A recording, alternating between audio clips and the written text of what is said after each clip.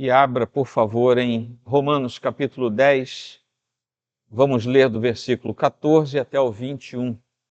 A fé genuína é resultado da pregação da palavra de Deus.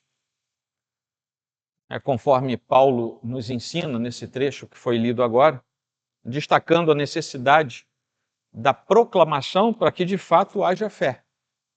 A fé não entra por osmose em nós. Ela precisa ser endereçada ao nosso coração. Entra pelo entendimento, mas precisa se alojar no coração. Existe uma expressão que todos nós usamos, né? Já se tornou comum, que diz: a fé vem da pregação e a pregação vem de Deus. São frases que nós guardamos, mas isso é uma verdade que surge exatamente desse trecho de Romanos 10, versículo 17, que nós lemos, que é um dos textos mais profundos do Novo Testamento para tratar da missão da igreja, aquilo para que nós fomos chamados. E Paulo descreve isso com uma clareza lógica impressionante. Ele estabelece uma cadeia do Evangelho, que foi aquele versículo, aquele trechinho que eu li no começo: como, porém, invocarão aquele em que não creram? E como crerão naquele de quem nada ouviram? E como ouvirão se não há quem pregue? Apesar do grande acesso à informação que nós temos nos nossos dias, existe uma carência de fé verdadeira. Existe fé que você estampa na sua camisa, né? Fé. Você não sabe fé em quê, fé em quem, fé da onde. Você não sabe. Muitos ouvem. Vocês estão me ouvindo? Mas nem todo mundo que está aqui está me escutando. Isso é o natural do Evangelho. As pessoas nem sempre conseguem fazer com que o que se ouve desça até o coração. Existe uma parcela nisso que tem relação direta com a nossa responsabilidade humana. Poucas pessoas realmente creem, mesmo sendo expostos diuturnamente à palavra de Deus. Poucos realmente creem nesse grande universo dos seres humanos criados por Deus. E aí nós temos um dilema muito parecido com o dilema que o próprio apóstolo Paulo enfrentava naquele tempo. Nós vivemos numa época de abundância de informação. Você entra em qualquer mídia social e você vê lá alguém falando de Deus, às vezes coisa certa, às vezes coisa errada. Não estou falando agora, fazendo um juízo de valor do que é certo ou errado, mas o fato é que tem muita gente falando. Mas, paradoxalmente, existe uma escassez de fé genuína. Isso se tornou raro. Se tornou tão raro que nós nos alegramos, rejubilamos quando descobrimos alguém cujo fruto de vida é de um simples cristão. Era para ser assim com todos nós. E nós ficamos quase desarvorados quando achamos alguém. Outro dia desse, a gente estava numa faixa de pedestre e o sinal fechado para nós, as pessoas, os carros parados, e passou um rapaz. E ele agradeceu, ele foi agradecendo porque a gente estava parado no sinal. Eu comentei, eu acho que era a Roberta que estava comigo, eu falei: a que ponto nós chegamos? As pessoas agradecem porque você fez o que tinha que fazer. Porque o normal é você ter medo de passar numa faixa de pedestre com o sinal aberto para você, porque as pessoas simplesmente vivem num grande paradoxo entre o que sabem e o que fazem. E isso não é diferente na fé. Nós temos hoje muitos ouvintes digitais, ouvintes supérfluos, mas temos poucos que ouvem a ponto de crer. Infelizmente, isso não é privilégio do nosso tempo. Sempre foi assim. Porque esse entupimento auricular da fé, isso é por conta do pecado. Mas há pessoas que sabem que isso é pecaminoso e continuam fazendo, porque se arbitram o direito de dizer para Deus: eu faço como eu quero. O problema não está no alcance da palavra. O problema está na resistência do coração. O problema não é você acreditar no que a Bíblia fala. O problema não é você entender que a Bíblia falou a verdade. O problema é você estar disposto a engolir a verdade de Deus para o seu coração. Porque a sua natureza, assim como a minha, vai querer andar na contramão daquilo que Deus falou. Qual é o problema disso? Nenhum. Mácula moral, ética, que vai parar no chão. E, se o último dia chegar e ainda estiver assim, esse mesmo vai parar no inferno. Essa é a razão. E é por isso que Deus não para de dar oportunidade, porque o tempo ainda é factível de ser oportuno. Paulo constrói um argumento teológico e ele, nesse argumento, estabelece aqui, demonstra que a fé resulta da pregação e ele ressalta a importância enorme de termos gente pregando, a palavra precisa ser pregada a fim de que pessoas ouçam. E como é que Paulo vai montar esse argumento? Ele começa por citações do Antigo Testamento, ele formula perguntas, só que ele vai responder essas perguntas, que são retóricas. Ele vai responder parcialmente, e aí as pessoas ficam sem a conclusão.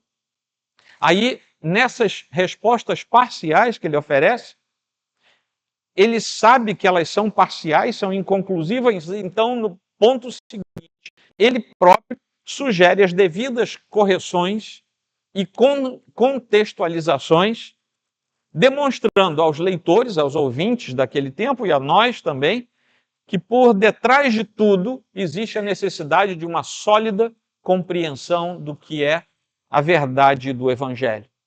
Ele vem de um princípio geral, que é crer pela pregação, para implicações práticas, como a urgência de pregarmos o Evangelho e a urgência de ouvirmos o Evangelho, mas da maneira correta.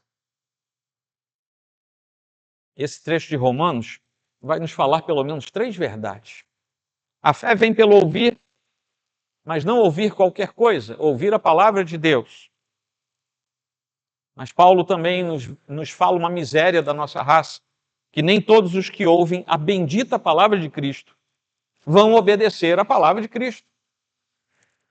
E, finalmente, ele mostra que Deus é paciente, tem sido paciente, diante da resistência do homem, porque ele continua chamando. Mas isso, como bem sabemos, terá um fim. Nesse primeiro trecho, 14 e 15, é onde ele reforça a ideia de que a fé vem pelo ouvir. Ele confronta Israel, mostrando que apesar da proclamação da mensagem, desde tempos imemoriais naquele povo, a rejeição e a incredulidade de Israel evidenciam tanto a soberania divina em enviar a mensagem, quanto a responsabilidade humana daqueles que recusaram essa mesma mensagem. O versículo 13, que é o anterior ao início do texto, que é o finalzinho do sermão da semana passada, nos diz assim: todo aquele que invocar o nome do Senhor será salvo. E isso tem uma conexão imediata com o versículo 14, que é o início do trecho de hoje, que diz assim: como, porém, invocarão em quem não creram? Todo que invocar será salvo. Mas como invocarão aquele em que não creram? O tema da invocação ao Senhor tem um segmento por meio da pergunta. Dessa pergunta, e o tom dessa pergunta, de modo muito especial, se estabelece quando nós consideramos os versículos de 16 a 21, que é o final desse trecho que eu li para vocês, que começa assim: mas nem todos obedeceram ao Evangelho. Quem invocar será salvo. Como é que vão ser salvos? Como é que vão invocar? Como é que vão crer? E Paulo diz: bom, é assim que vai ser, sabe? O desfecho da história vai ser assim. E aí ele próprio diz: mas nem todo mundo creu. A obediência é o primeiro fruto do ter crido no Filho de Deus. Quem não obedece é porque não creu. Paulo apresenta essa cadeia lógica da salvação, destacando que a fé depende da proclamação ativa da palavra de Cristo e que ela se instala como um dom dado por Deus, mas que ela é ativada pela pregação do Evangelho. E ele faz uma série aqui de perguntas retóricas que mostram essa cadeia lógica. Para ver salvação, é preciso crer. Para crer, é preciso ouvir. Para ouvir, é preciso que haja pregação. Para pregar, é preciso ser enviado. E para ser enviado é necessário haver um mensageiro e haver quem envie esse mensageiro. Tudo isso está numa cadeia lógica que Paulo estabelece aqui. E essa cadeia de raciocínio, com 4 perguntas retóricas que ele estabelece, revela a dependência da fé humana da proclamação divina. E, ao mesmo tempo, revela a miséria humana quando a proclamação divina bate a porta do coração e a pessoa endurece o seu coração. É uma só moeda. De um lado é bênção, do outro lado é maldição. A proclamação veio. Aquele que agasalha a proclamação do Evangelho terá a virtude da vida eterna. Aquele que rejeita a proclamação do Evangelho, mesmo que esteja dentro de uma igreja, mesmo que seja pastor, mesmo que seja um oficial da igreja, ele não terá vida eterna. É uma consequência da lógica bíblica. É assim que Deus estabelece. Essa palavra ouvir, que Paulo usa aqui, não vou entrar aqui nos meandros, mas temos seminaristas e candidatos por aí, depois eles podem ajudar vocês. Mas essa palavra ouvir, ela está numa forma ativa do verbo grego, que não é apenas a habilidade de captar sons. Se você não é um deficiente auditivo, você está ouvindo tudo que estou falando aqui. Mas ele não está falando disso. Paulo está falando de ouvir de forma a que gere respostas. Se você simplesmente usar a pressão do Evangelho e não gerar uma resposta ao Evangelho, você é o mais infeliz e miserável dos pecadores, porque você foi exposto à pregação da vida eterna e resolveu rejeitá-lo.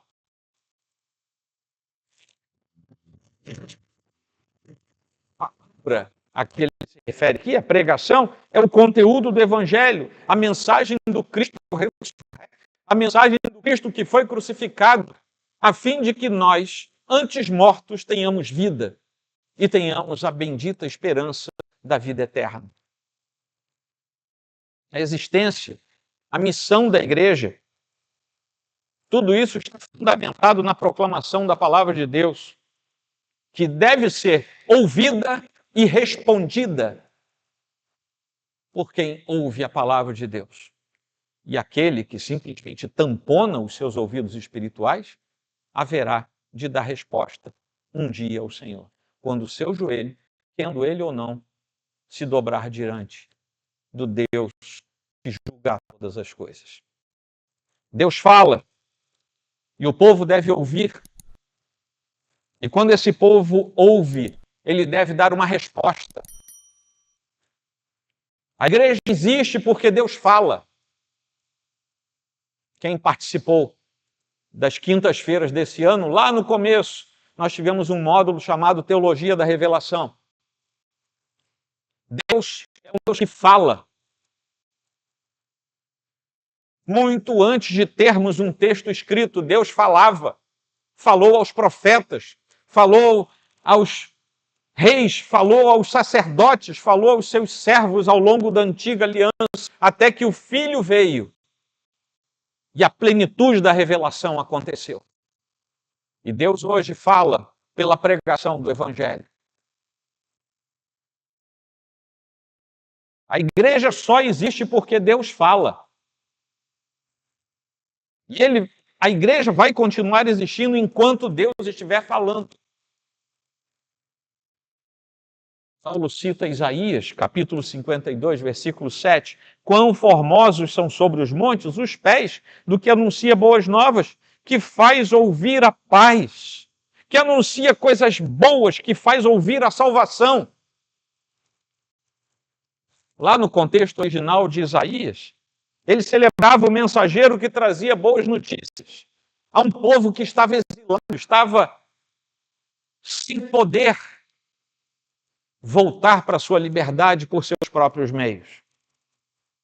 Por isso que ele encerra o versículo 7 lá de Isaías 52, dizendo: o seu Deus reina, você está aprisionado, você está exilado, mas não se esqueça, o seu Deus reina. Isaías está aclamando aquele que traz essa notícia. Você está passando por tudo isso, mas não se esqueça, o seu Deus é aquele Deus que reina. Então Paulo aplica esse mesmo princípio à missão da igreja de hoje. Os pés que anunciam o evangelho são belos, não porque sejam bonitos, mas eles são belos, porque carregam a mensagem que liberta o coração prisioneiro do pecado. Eu vou aplicar em poucas palavras esse trecho. Não existe fé verdadeira sem que uma pregação verdadeira tenha sido trazida ao coração. Os meios pelos quais Deus vai fazer com que essa pregação chegue, com que a sua palavra seja desvelada, aí é com ele. Normalmente, é através de um púlpito de uma igreja séria. Normalmente. Normalmente, é você que prega para o seu amigo, para o seu colega de trabalho, para o seu familiar que não é cristão. Normalmente. Mas ela tem que ser levada. A palavra precisa ser levada. Não existe crescimento espiritual sem exposição fiel da palavra. O que isso quer dizer? É que muitas vezes a palavra da salvação pode ser levada e o coração do impenitente pode acolher aquela palavra, ele pode se converter. Mas o crescimento que vem depois requer que haja uma exposição fiel da palavra continuadamente para que a gente cresça como discípulo.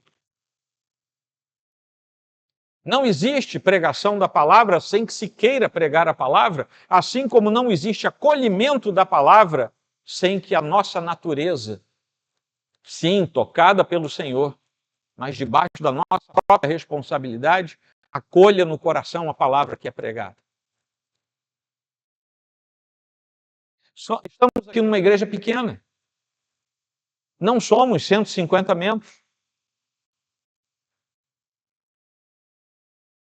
Talvez haja 100 pessoas aqui hoje. Não sei, não contei. Mas eu não saberia dizer quantos aqui estão com a palavra entrando no seu coração e quantos estão divagando neste momento. Isso não pertence a mim. Deus não me deu essa habilidade e graças ao Senhor por isso. Senão cada domingo seria o começo de uma terapia semanal para mim. Até o outro domingo, aí eu ia começar outra terapia. Porque se um pastor, se um presbítero, aqui os nossos presbíteros pregam, se um pregador da palavra de Deus já fica com seu coração acabado quando ele sabe, honestamente, eu expus a palavra de Deus. Não sou o melhor orador, não sou o melhor pregador, mas eu expus a palavra de Deus. E quando você sabe que aquilo não gera frutos em algumas vidas, aquilo entristece profundamente o seu coração, imaginem o coração de Deus, que enviou o seu Filho unigênito para uma cruz como essa, dar até a sua última gota de sangue. E as pessoas fazendo ouvidos de mercadores. Vocês imaginem, nessa antropopatia que fazemos, como é o entristecimento do Espírito Santo. Não basta escutar, é preciso ouvir. E uma vez ouvindo, é preciso responder favoravelmente. Avançando, os próximos 2 versículos, o 16 e o 17, vão nos dizer que nem todos os que ouvem a mensagem do Evangelho vão crer nela.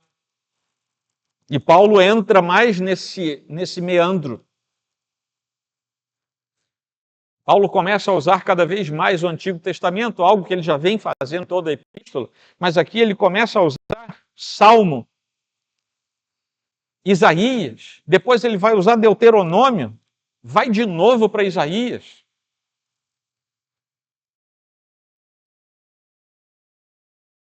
E ele vai citar nesses textos do Antigo Testamento exatamente isso. A palavra é ouvida, mas nem todos internalizam a ponto de crer. E depois ele volta para o princípio que ele estabelece como sendo teológico, de que a fé nasce ao ouvir a mensagem centrada em Cristo e que isso precisa dar frutos. Ele se refere a Isaías 53, 1, para mostrar que a fidelidade ao anúncio nem sempre gera obediência. E Paulo faz uma pausa dolorosa nesse texto. Versículo 16. Mas nem todos obedeceram ao Evangelho. Por quê? Isaías é quem diz: Senhor, quem creu em nossa pregação? O que Isaías está dizendo é: Senhor, a gente prega, mas quem creu? O profeta estava expressando um lamento. Mas é verdade, houve sim um remanescente que creu na pregação do servo sofredor de Israel.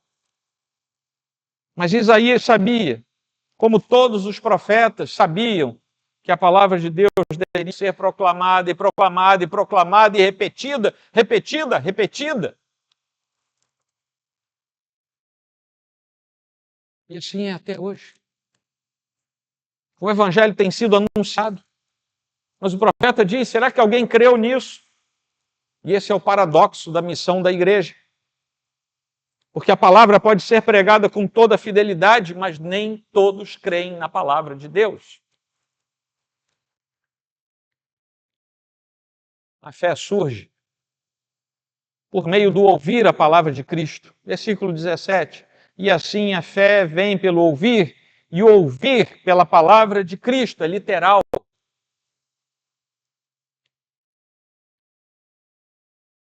Lá em Efésios 2, 8 e 9, o mesmo apóstolo Paulo tinha dito o seguinte: porque pela graça vocês são salvos, mediante a fé.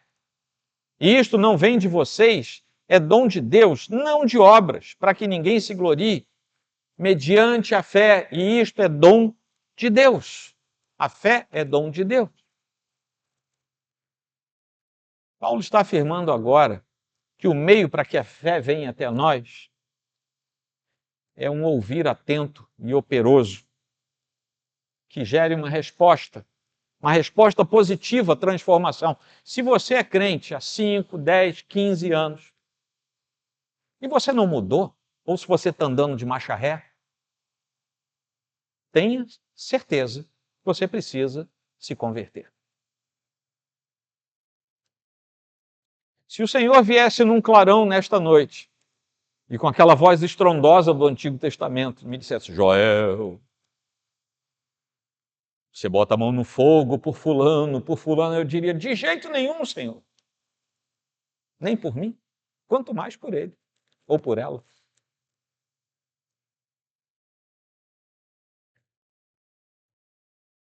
A palavra é totalmente operosa, é totalmente poderosa, é totalmente transformadora, mas ela requer obediência, e só obedece quem creu. Você quer saber se você obedece? Lembra da sua segunda-feira passada? Lembra da terça-feira passada? Da quarta-feira passada? Dos 10 dias passados? Dos 20 dias passados? Lembre da sua relação com sua mulher ou com seu marido. Lembre da sua relação com seus filhos ou com seus pais. Lembre do que você é quando não tem ninguém vendo você. Aí você vai saber se é transformado ou não. Você vai saber nessa hora se você está indo para o céu ou para o inferno. É simples. É tão simples quanto a coerência que Paulo estabelece aqui. Mas como eu falei, o difícil não é saber isso. O difícil é engolir essa verdade. Salvação não é automática para todos. Ela é limitada àqueles que creem em Cristo. E os que creem em Cristo são os eleitos do Senhor. E eles certamente virão à fé. O Novo Testamento não fala em lugar nenhum que Deus salva automaticamente todo mundo. Não é assim, você vai lá, liga um botão, liga na tomada, agora já sou salvo. Não é assim. A condição para a salvação é muito clara, para receber os benefícios da cruz de Cristo. Nós temos que colocar a confiança de forma plena no Senhor Jesus Cristo. No mínimo, a gente vai dizer que a expiação é limitada aos crentes, aos verdadeiros crentes. Para ser assim, bem raso. Jesus não morreu por todo mundo. Jesus morreu por aqueles que creem. E aqueles que creem são aqueles que foram chamados de forma eficaz pelo Senhor. Ele morreu pelos que creem. E diante disso tudo, eu sou forçado a dizer pela Escritura que aqueles que creem são contados entre os eleitos. E esses virão a crer. Vejam bem, se você tem uma dificuldade muito grande em viver como cristão, em dar frutos de cristão, você precisa consultar o seu coração para saber. Se você é um crente que precisa tomar uma rasteira do Senhor até você se consertar com Ele, e Deus faz isso, porque Ele disciplina o filho a quem Ele ama. Não foi nenhuma nem duas vezes que eu vi isso acontecendo ao longo da minha vida, principalmente ao longo de quase 30 anos de ministério pastoral. Se Deus quiser, eu vou comemorar aqui com vocês em fevereiro do ano que vem. Mas eu tenho uma notícia que para você talvez não seja tão agradável. Preste atenção. Pode ser que você não tenha sido um eleito do Senhor.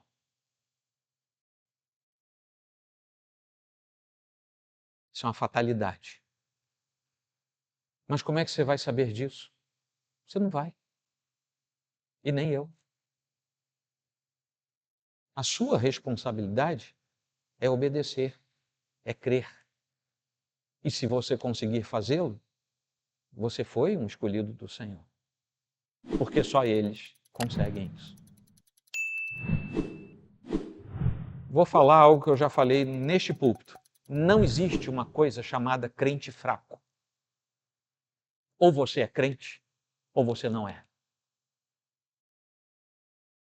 Não se satisfaça com o caminho da perdição. Ouvir o Evangelho aplicando para esse trecho é um ato de responsabilidade e cada vez que a gente ouve a palavra, a gente precisa responder a palavra com fé. Agora é possível que haja resistência do nosso coração. Não desanime. Confie no Senhor. Ouça a palavra, não com os ouvidos apenas, mas que ela desça ao coração e dê frutos de obediência ao Senhor. Pessoas na igreja que não demonstram transformação e se mantêm com frutos mundanos são como os judeus contra os quais Paulo fala aqui. Vocês não ouviram? Claro que ouviram. Mas eles rejeitaram a palavra de Deus e por isso foram rejeitados por Deus. Eles não foram rejeitados por Deus porque eram feios, porque nasceram ali no Oriente Médio, ou porque tinha pobre entre eles, ou porque um era mais clarinho, o outro era mais escurinho. Não! O Senhor não faz acepção de pessoas. Eles rejeitaram o Senhor. E ao final, a rejeição de Deus veio sobre eles. Eles eram do povo da aliança e foram rejeitados porque rejeitaram a oferta da palavra do Senhor. Não confie no fato de você ser membro de uma igreja, nem da nossa, nem de qualquer outra.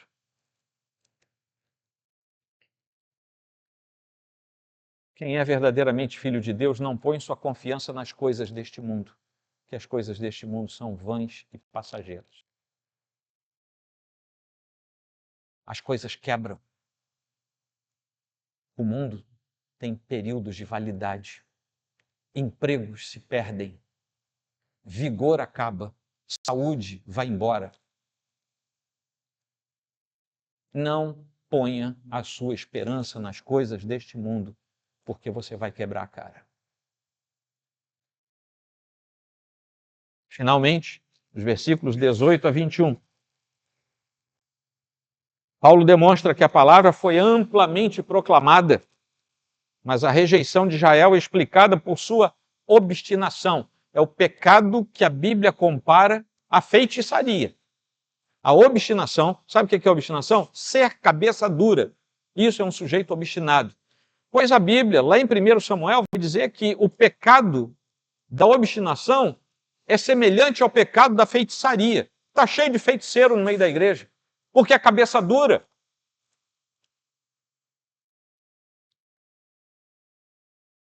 Paulo demonstra que houve propagação universal da palavra, mas mesmo assim a rejeição de Israel é explicada, e ele vai explicando isso usando referência de Deuteronômio, de Isaías, e ele vai usando as referências para dizer, eles ouviram, mas resolveram rejeitar. Eram obstinados, cabeça dura. Mas pergunto, diz Paulo, será que eles não ouviram? Versículo 18. E ele responde imediatamente, é claro que sim. Será que vocês todos não ouviram? E eu vou responder perante o Senhor, claro que ouviram. Ninguém aqui é inocente perante Deus.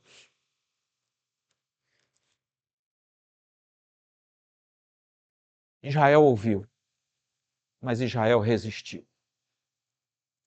Ele demonstra que a rejeição de Israel, vejam que paradoxo, já era previsto por Deus.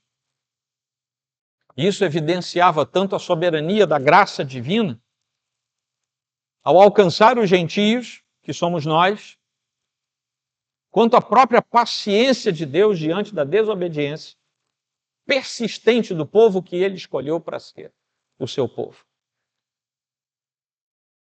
Para consolidar a sua tese, Paulo vai falando que aquela rejeição de Israel não pegou o Deus de surpresa, ou você acha que a sua rejeição pegou o Deus de surpresa? Você acha mesmo? Você consegue fazer alguma coisa? E Deus fala assim, fulaninho fez, eu não sabia que ele ia fazer. Você acha mesmo? É uma tolice sem precedente alguém achar que faz coisa escondida de Deus. Deus já havia anunciado que chamaria um povo que não o buscava, eram os gentios, e que estenderia as mãos a um povo que era plenamente desobediente porque não tinha ouvido ainda o chamado de Deus. E aqui nós temos dois atributos de Deus aparecendo no meio da fala de Paulo, que é a soberania de Deus manifestada através da sua graça e a enorme paciência com que Deus vem tratando aqueles aos quais a palavra é pregada desde tempos imemoriais. Todo dia estendi as mãos a um povo rebelde, que anda por um caminho que não é bom, seguindo os seus próprios pensamentos, diz o versículo 21, que é o finalzinho dessa leitura. Todo dia Deus tem estendido a sua mão de paciência para a igreja de Cristo. Agora, no século 21, 2025, um povo que é rebelde, assim como Israel, um povo que anda por um caminho que não é bom, que é diametralmente oposto ao evangelho, que é a notícia boa que pode ser dada. O contrário do evangelho é o caminho do pecado. É a boa notícia e a má notícia. A boa notícia vem do Salvador, a má notícia vem do caminho da desobediência. Por quê? Livro de Juízes, cada um fazia o que achava que tinha que fazer. E não é assim? Que é o mais comum de se ver hoje? Eu falei aqui atrás, hoje. Às vezes o pastor vai falar alguma coisa com um sujeito, semana que vem ele já está em outra igreja. Quando vai para alguma igreja? Cada um faz o que acha que é certo. Só que o nosso certo. Não tem nada a ver com o certo de Deus. Paciência, uma aplicação breve. Deus persevera em seu chamado. Nós devemos imitar Deus quando continuamos a falar para as pessoas. Foi John Stott que falou, um dos problemas mais difíceis do ministério pastoral é todo domingo você pregar para a mesma igreja, a mesma palavra de Deus e as pessoas continuarem do mesmo jeito. Continue orando por quem rejeita, porque se ele for chamado mesmo que ainda não dê frutos, pode ser que ele dê. E uma das formas que você pode orar por quem tem a sua cerviz endurecida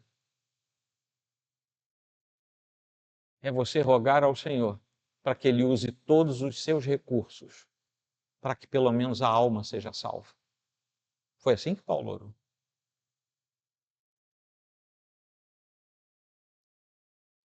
Quando eu era criança, tinha um sujeito numa igreja, não vou dizer qual era, nem vou dizer quem era o sujeito. Mas ele se afastou do caminho do Senhor. Ele prosperou muito financeiramente. E ele adquiriu uma frota de caminhões. Naquele tempo, isso era um empresário dessa natureza, naquele tempo não era uma coisa tão comum. E eu me lembro que uma vez, eu era criança, adolescente, pré-adolescente, sei lá, e depois essa história me foi contada novamente, eu fiquei lembrando. Mas um dos irmãos dele, que era um oficial nessa igreja, falou para ele, rapaz, você tem que reconsiderar o seu caminho, você tem que se reconciliar com Deus. Naquele tempo não existia cartão de débito, de crédito, essas coisas, todo mundo andava com dinheiro vivo. E o bolso dele era gordo. Sabe aquele bolso gordo? E na hora, ele respondeu assim, ele deu um tapa no bolso e falou, agora o meu Deus está aqui. Ele tinha sido criado na igreja, ele sabia o que estava falando. Em coisa de 2 anos para 3, aquele homem perdeu tudo. Começou a acontecer uma coisa atrás da outra e ninguém conseguia ajudá-lo. Ninguém. A impressão que dava é que se alguém se metesse para ajudar, ia afundar junto. Família não conseguia ajudar. Ele perdeu tudo. Perdeu empresa, perdeu frota, perdeu família. Ficou sem nada e sem ninguém. Virou um mulambo, um maltrapilho. E ele foi um grande exemplo para todo mundo.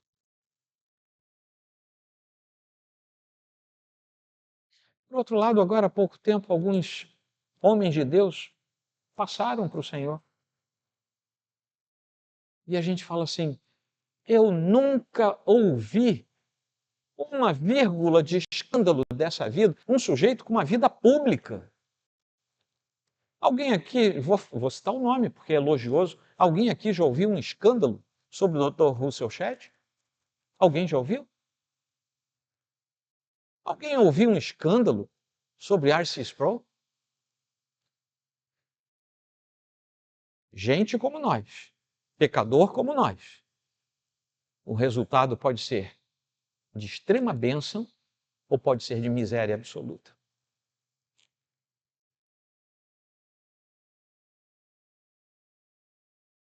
Nós sabemos que toda paciência tem limite. E a de Deus também. Um dia Deus cessa o seu chamado. Um dia Deus cessa a sua paciência. A eficácia da palavra de Deus jamais cessará. Nós precisamos ser humildes e reconhecer quando pisamos fora do caminho, enquanto há tempo de voltar para Ele. Podemos concluir que Romanos 10, esse trechinho que eu li, do 14 ao 21, é o coração de Paulo, em que ele lamenta, parece que ele está chorando quando manda escrever isso aqui, quando dita isso. Eram os irmãos de carne, de sangue dele. Parece que ele está chorando, o coração está pulsando. E ele demonstra claramente que Deus decreta o fim, assim como decreta o meio. A salvação e a proclamação são decretados por Deus. O mesmo Deus que escolhe, ele também envia a sua palavra. Ele faz a palavra chegar até aquele que vai ser salvo. Se você já crê em Cristo da forma correta, como eu quis explicar hoje, é porque alguém foi enviado até você. A palavra foi pregada até você.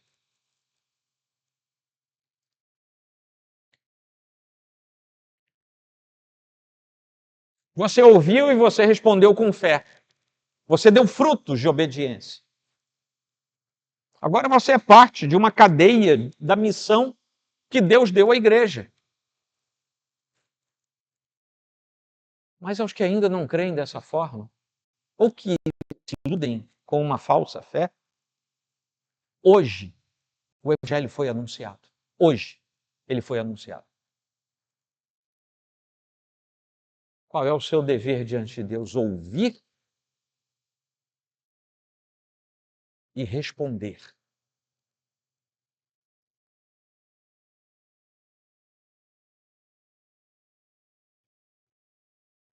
Conta-se que durante a Segunda Guerra Mundial, naqueles bombardeios lá de Londres, foram intensos, terríveis, tinha um carteiro. Por incrível que pareça, em lugares em que a guerra está comendo solta, a vida continua.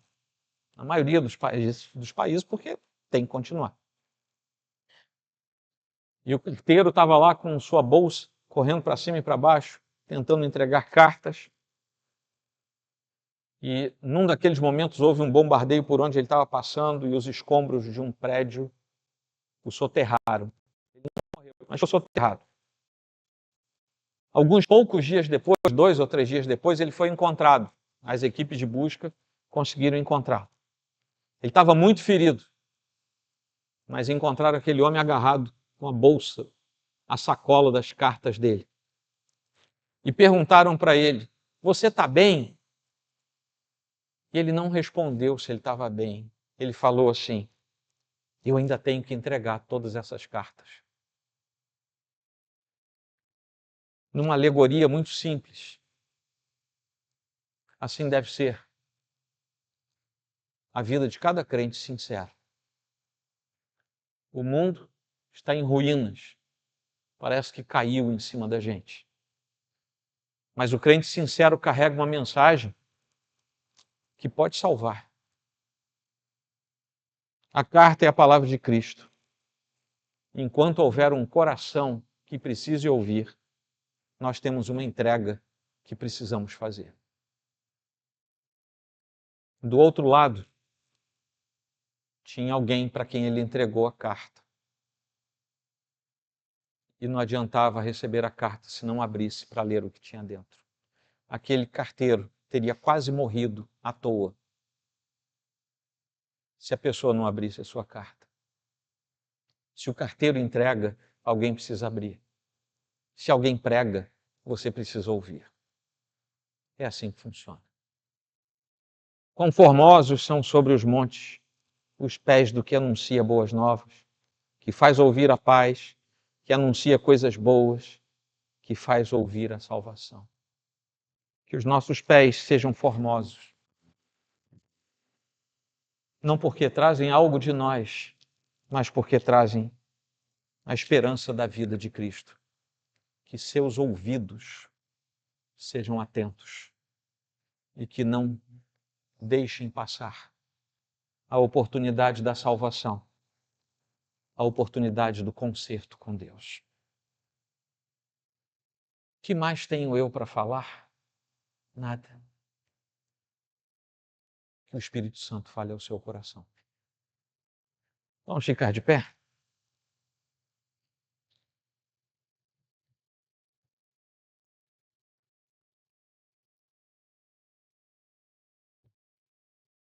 Essa é a beleza do Evangelho.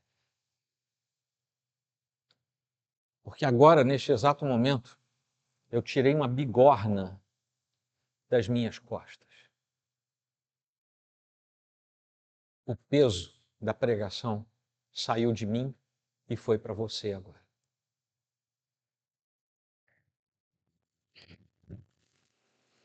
Vamos dar uma resposta uníssona na palavra de Deus. Está aí no seu boletim. Todos juntos. Tu ordenaste os teus preceitos para que os cumpramos à risca. Eu vou dar alguns segundos de silêncio para você. Você sabe o que vai acontecer no seu coração. Agora é você e Deus. Depois eu oro com você.